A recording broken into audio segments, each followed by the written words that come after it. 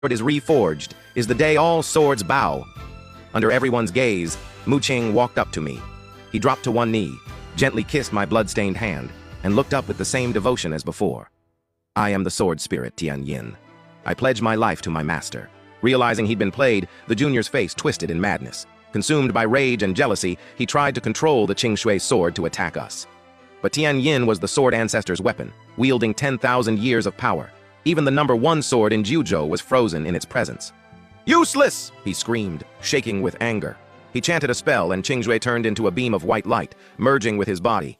He actually achieved human sword fusion. Tian Yin just sneered. Forcing it will only lead to a backlash. I looked at him, confused, but Tian Yin suddenly wrapped his arms around my neck with a knowing smile. Do you know the real secret to human sword fusion?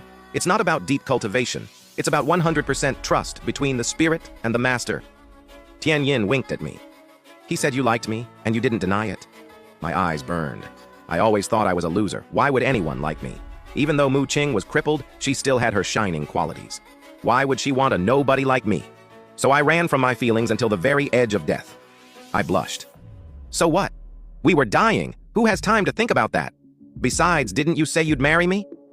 Tian Yin smiled that breathtaking smile, cupped my face, and kissed me deeply. Funny, I like you too.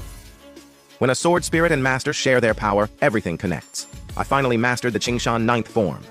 Tian Yin's body was restored, and I suddenly gained 10,000 years of cultivation. Working together, Tian Yin and I beat the junior like a stray dog.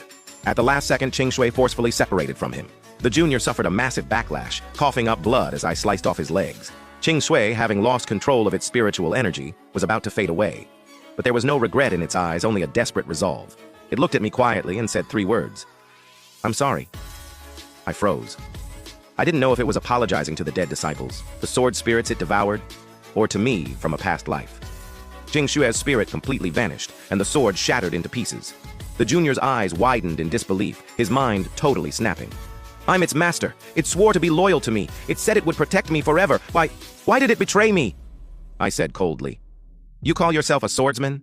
Sword spirits aren't just cold objects. They have their own feelings and wills.